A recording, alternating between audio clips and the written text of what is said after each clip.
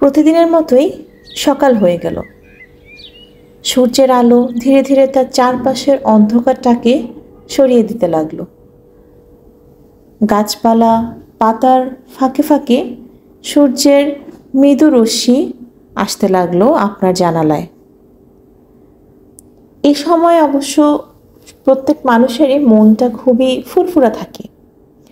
একটি সুন্দর ঘুমের শেষে যখন আপনি ঘুম ভাঙলেন এবং এত সুন্দর একটি পরিবেশ দেখলেন, স্বাভাবিকভাবেই যদি কারোর জীবনে কোনো ওয়ার্ক প্রেশার না থাকে বা কোনো স্ট্রেস না থাকে, স্বাভাবিকভাবে মনটা ফুরফুরা থাকবে।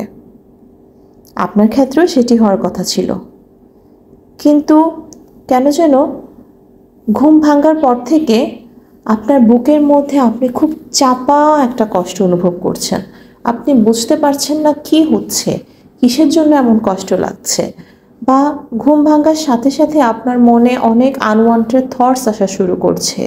আপনার ভয় লাগছে, আপনার হাত পা কাঁপছে, আপনার নিঃশ্বাস নিতে কষ্ট হচ্ছে, মাথা ভার ভার লাগছে, আপনি চাইলেও বিছানা থেকে উঠতে পারছেন না, আপনি কোনো শক্তিই পাচ্ছেন না। আপনি মনে হচ্ছে কোনো এক কষ্টের বেড়াজালে আটকে গিয়েছেন, বুকে তীব্র যন্ত্রণা হচ্ছে। এই যন্ত্রণা কিন্তু বুক ব্যথা নয়, মনে হচ্ছে বুকের মধ্যে কোনো কষ্ট চেপে আছে। আপনি খুব কষ্ট বোধ করছেন, কাউকে বোঝাতে পারছেন না। এই ঘটনা আপনার প্রতিদিন সকালে হচ্ছে। রাতে আপনি ঠিক মতন ঘুমান বা না ঘুমান, প্রতিদিন সকালে চোখটা খোলার সাথে সাথেই এই তীব্র অস্বস্তিকর মুহূর্ত আপনাকে প্রতিদিন কাটাতে হচ্ছে। এত একটি সুন্দর সকালেও আপনি সুন্দরভাবে দিনটা শুরু করতে পারছেন না। এমনও হচ্ছে যে আপনার জীবনে কোনো ওয়ার্ক প্রেশার নেই বা অন্য কোনো প্রেশার যাচ্ছে না, বা আপনি কোনো স্ট্রেসের মধ্যেও নেই, কিন্তু আপনি প্রতিদিন সকালটা শুরু করছেন একটি অশান্তির মাধ্যমে।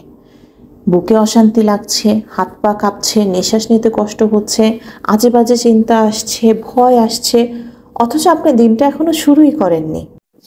কথা বলছি মর্নিং অ্যাংজাইটি নিয়ে। আপনারও যদি এমন অনুভূত হয় প্রতিদিন সকালে, তবে সম্ভাবনা আছে আপনি মর্নিং অ্যাংজাইটিতে ভুগছেন। তবে আপনি যদি কোনো স্ট্রেসের মধ্য দিয়ে যান বা কোনো কাজের চাপ থাকে, কোনো টেনশন থাকে এবং এটি 2-3 দিন হলো বা কিছু সময় পর এটি চলে গেল, তাহলে হয়তো এটি আপনার মর্নিং অ্যাংজাইটি নাও হতে পারে। কিন্তু আপনি যদি দীর্ঘ সময় ধরে 6 মাসের বেশি সময় ধরে প্রতিদিন সকালেই অস্বস্তিকর মুহূর্তের মধ্য দিয়ে যান, তাহলে আপনার মর্নিং অ্যাংজাইটি হওয়ার সম্ভাবনা সবচেয়ে বেশি। এতক্ষণ আমি যে অস্বস্তিকর মুহূর্তগুলোর কথা বললাম, সবগুলোই কিন্তু মর্নিং অ্যাংজাইটির লক্ষণের মধ্যে পড়ে। এখন আসি মর্নিং অ্যাংজাইটি কেন হয়। মর্নিং অ্যাংজাইটিটা হওয়ার সবচেয়ে বড় কারণ হচ্ছে স্ট্রেস।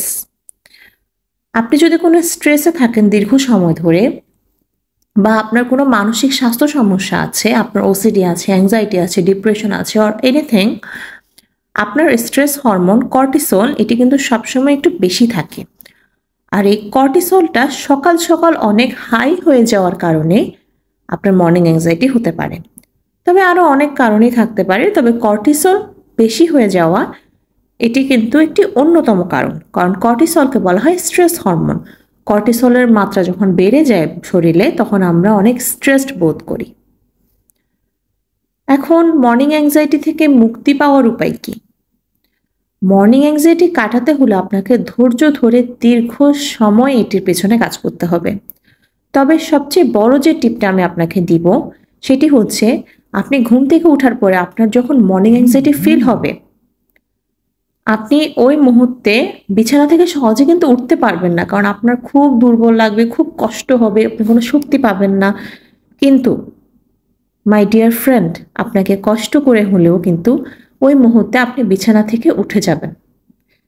আপনি বিছানা থেকে উঠে গিয়ে মুখে একটু নর্মাল পানি বা একটু ঠান্ডা পানির ঝাপটা দিবেন, একটু প্রকৃতিতে যাবেন, একটু ব্রিদিং এক্সারসাইজ করার চেষ্টা করবেন, একটু খাওয়া দাওয়া করার চেষ্টা করবেন, একটু হাঁটাহাঁটি করার চেষ্টা করবেন। আমি জানি অ্যাংজাইটি এমন একটা জিনিস, সেটা নর্মাল অ্যাংজাইটি হোক বা মর্নিং অ্যাংজাইটি, আপনি ওই অ্যাংজাইটি চলাকালীন মুহূর্তে যাই করেন না কেন, কিছুই আসলে হেল্প করে না। কিন্তু তাও এই ছোট ছোট কাজগুলো আপনাকে চালিয়ে যেতে হবে। আজকে কালকে পরশু এভাবে 6 মাস 7 মাস 1 বছর আপনি যদি ধৈর্যের সহকারে কাজগুলো চালিয়ে যেতে পারেন, ইনশাল্লাহ আপনার মধ্যে ইমপ্রুভমেন্ট দেখা যাবে। আপনি ব্রিদিং এক্সারসাইজ করুন, একটু হাঁটাহাঁটি করুন, নর্মাল এক্সারসাইজ করুন, একটু পুষ্টিকর খাবার দাবার খান, নিজের মানসিক স্বাস্থ্যটাকে ইমপ্রুভ করার চেষ্টা করুন, আর আশপাশের কিছু স্ট্রেস থাকলে সেটিকে ম্যানেজ করার চেষ্টা করুন। আর আপনি যদি বুঝতে পারেন যে আপনি মর্নিং অ্যাংজাইটিতে ভুগছেন, বা মর্নিং অ্যাংজাইটি না বুঝতে পারলেও আপনার যদি মনে হয় যে আপনার বডিতে আপনার সাথে যা ঘটছে এটি আনইউজুয়াল, এটা নর্মালি মানুষের মাঝে হওয়ার কথা না, বা আপনি খুব কষ্টের মধ্য দিয়ে যাচ্ছেন, অতি শীঘ্রই একজন সাইকোলজিস্ট বা সাইকিয়াট্রিস্টের সাথে যোগাযোগ করুন। আপনি যত দ্রুত স্টেপ নেবেন আপনি তত দ্রুত সুস্থ হবেন। সবসময় মনে রাখবেন, রোগের তীব্রতা যত কম সেটি সমাধান করা ততই সহজ এবং কম সময় সাপেক্ষ। আজকের ভিডিওটি যদি ভালো লেগে থাকে, কাইন্ডলি আপনার প্রিয়জনদের মাঝে শেয়ার করতে কিন্তু ভুলবেন না, কারণ ইউ নেভার নো কে কী কষ্টের মধ্য দিয়ে যাচ্ছে। আপনার একটি শেয়ার হয়তো হতে পারে তার সুস্থতার প্রথম ধাপ। সবাই ভালো থাকবেন, সুস্থ থাকবেন। বি এ বেটার ইউর সাথেই থাকবেন। আসসালামু আলাইকুম।